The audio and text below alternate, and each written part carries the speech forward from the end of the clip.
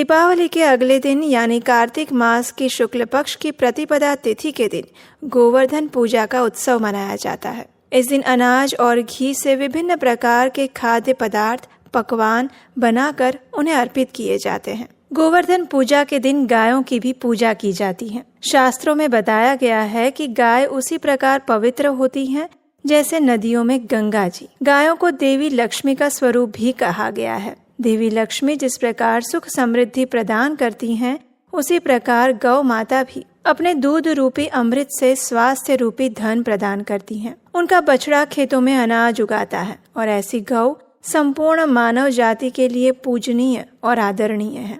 गौ के प्रति श्रद्धा प्रकट करने के लिए भी कार्तिक शुक्ल पक्ष प्रतिपदा के दिन गोवर्धन पूजा की जाती है और उसी के प्रतीक स्वरूप उनकी पूजा अर्चना की जाती है। भगवान श्री कृष्ण ने अपनी अनेक लीलाएं करते हुए गायों की सेवा की है। उन्हें प्रतिदिन वे चराने ले जाते थे और इसी प्रसंग के कारण हम दिवाली के दिन गौ माता का पूजन गोधूली बेला में करते हैं। भगवान श्री कृष्ण गायों के रक्षक थे, इसलिए उन्हें गोपाला के नाम से भी जाना जाता है। विष्णु पुराण में भी वर्णित है कि नमो ब्राह्मण देवाय गो ब्राह्मण हिताय च जगत हिताय कृष्णाय गोविंदाय नमो नमः। यहाँ कृष्ण को गायों और ब्राह्मणों का शुभ चिंतक बताए गए हैं। अतः गोवर्धन पूजा के बाद गोधन अर्थात गायों की पूजा की जाती है। उन्हें सजाया जाता है, उन्हें अच्छी तरह से खिलाया जाता है।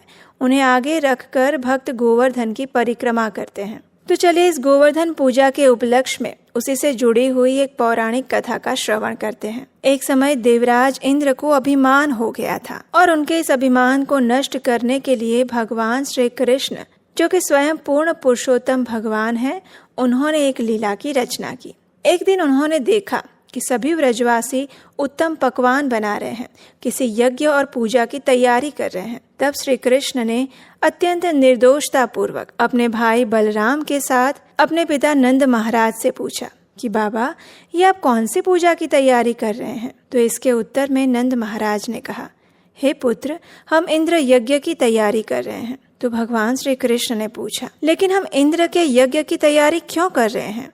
तो नंद महाराज ने उत्तर दिया, हे पुत्र, प्रतिवर्ष हम देवराज इंद्र को प्रसन्न करने के लिए ये इंद्र यज्ञ करते हैं, क्योंकि देवराज इंद्र वर्षा के देवता हैं। उनके द्वारा भेजी गई वर्षा से ही हमारा जीवन चलता है। हमारी गायों को हरा भरा घास मिलता है और अनाज उगते हैं। इसलिए उनके प्रति कृतज्ञता व्यक्त करने के लिए हम प्रत्येक वर्ष ये पूजा करते हैं। अब नंद महाराज की ये बात तो भगवान के गले से उतरी नहीं। उन्होंने नंद महाराज से कहा, लेकिन पिताश्री, देवराज इंद्र तो मात्र अपना कर्तव्य निभा रहे हैं, उसमें उनका कोई विशेष महत्व नहीं है, इसलिए उनकी विशेष पूजा अर्चना करने की भी कोई आवश्यकता नहीं है। वास्तव में तो ये गोवर्धन पर्वत है जो हमें अपनी हरी भरी घास प्रदान करता है, जिसे खाकर हमारी गायें दूध देती हैं। गोवर्धन के पेड़ पौधे हमें फल, मूल और पुष्प प्रदान करते हैं। उसकी लकड़ियों से हमारे घर बनते हैं और वही हमें वर्षा भी प्रदान करता है। तो इसलिए हमें गोवर्धन की पूजा करनी चाहिए, ना कि इंद्रदेव की। इस प्रकार कृष्ण ने अपने बुद्धि चातुर्य से सभी व्रजवासी और नंद महाराज को इस बात पर सहमत कर लिया कि आखिर देवराज इंद्र के यज्ञ की बजाय गोवर्धन पर्वत की पूजा की जानी चाहिए, और कृष्ण की बातों से कौन इनकार कर सकता है। तो इस प्रकार सभी वृंदावन वासी भी सहमत हो गए और उन सभी ने धूमधाम से गोवर्धन पर्वत की पूजा की। उन्हें विभिन्न वस्तुएं और पकवान, व्यंजन इत्यादि अर्पित किए और गोवर्धन पर्वत की परिक्रमा भी की। अब ये सब देखकर देवराज इंद्र को बड़ा ही क्रोध आया। उन्हें लगा कि ये तो उनका अपमान हुआ है, इसलिए उनके आदेश पर उन्होंने कुछ भयंकर वर्षा के बादलों को वृंदावन भेजा।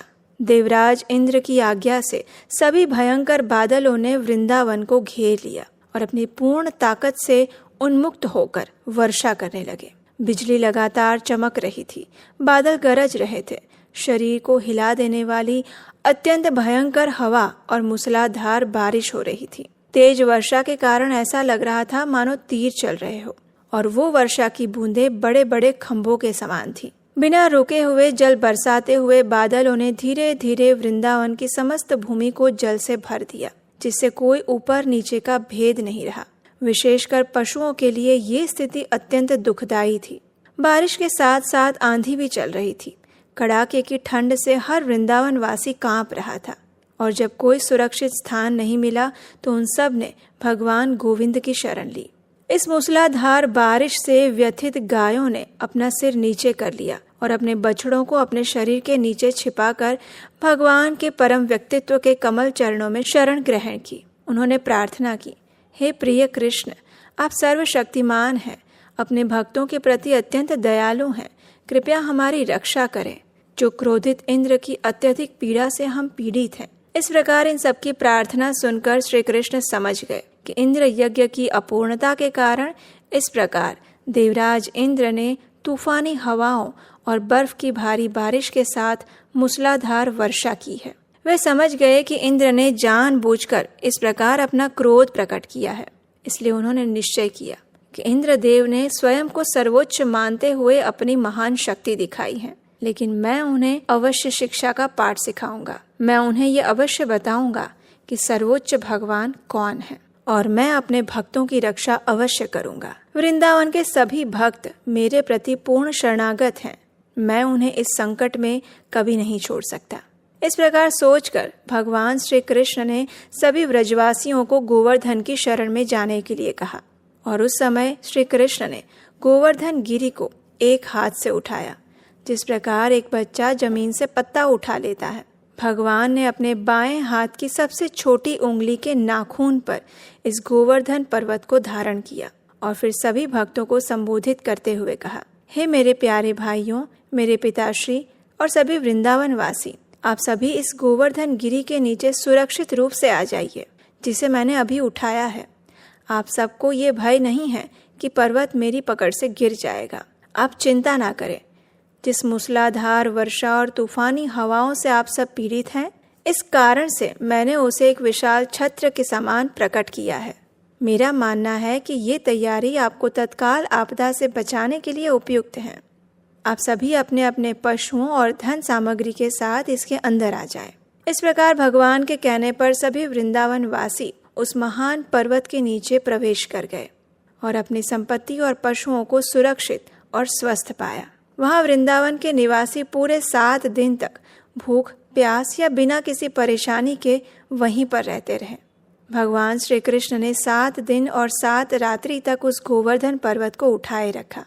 इस समय में सभी वृंदावन वासी चिंता मुक्त होकर श्री कृष्ण के दर्शन का रसपान कर रहे थे।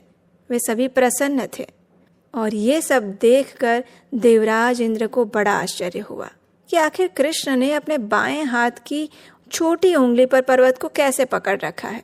भगवान श्री कृष्ण की इस असामान्य यौगिक शक्तियों को देखकर देवराज इंद्र को अपनी भूल का एहसास हुआ।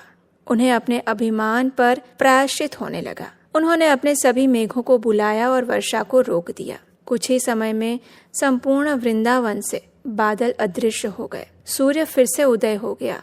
जो तूफानी हवाएं थी वे रुक गई, और उस समय गिरधारी कृष्ण, जिन्हें अब गोवर्धनधारी पूर्ण पुरुषोत्तम परमेश्वर के नाम से भी जाना जाता है, उन्होंने कहा, हे मेरे प्रिय ग्वाल बालों, अब आप अपनी पत्नी, बच्चों, गायों और कीमती सामान के साथ बाहर जा सकते हैं। नदियों का पानी उतर चुका है और धूप खिल चुकी है।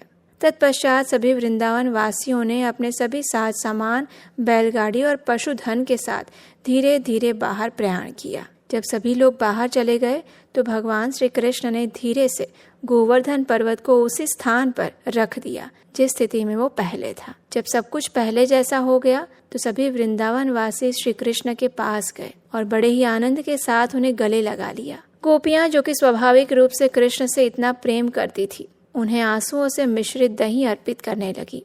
उन पर प्रचुर मात्रा में आशीर्वाद बरसाने लगी। यशोदा माता, रोहिणी माता, नंद महाराज, बलराम जी और सभी ने एक के बाद एक कृष्ण को गले लगाया और उन्हें आशीर्वाद दिया। ये देखकर सिद्ध लोक, गंधर्व लोक, चारण लोक आदि विभिन्न लोकों में रहने वाले सभी देवताओं ने भी अपनी पूर्ण संतुष्टि व्यक्त की। उन्होंने पृथ्वी पर पुष्पों की वर्षा की, अनेक प्रकार के शंख बजाए। अपने अपने वाद्य यंत्र बजाकर वे अपनी प्रसन्नता प्रकट करने लगे। और इस घटना के बाद पूर्ण पुरुषोत्तम परमेश्वर अपने प्रिय मित्रों और पशुओं से घिरकर वापस अपने घर लौट आए। भगवान श्री कृष्ण की इस गोवर्धन लीला से हम समझ सकते हैं कि भगवान की शरण में रहने वाले भक्तों का भगवान कभी भी अहित नहीं होने देते। जो भी भक्त उनकी संपूर्ण शरणागति स्वीकार कर लेता है, उनके अनुरूप जीवन यापन करता है, उसे फिर इस भौतिक संसार के कोई भी कष्ट, कोई भी दुख और दर्द, पीड़ा नहीं पहुंचा सकते। और इसीलिए तो कहते हैं कि भगवान के भक्त निर्भय बन जाते हैं, क्योंकि उन्हें भगवान द्वारा पहले ही अभय दान दिया जा चुका होता है। तो ये थी आज की गोवर्धन पूजा विशेष पौराणिक कथा। ये कथा अगर आपको अच्छी लगी है तो इस वीडियो को लाइक कीजिएगा, अपने मित्रों और परिवारजनों को भी शेयर कर दीजिए।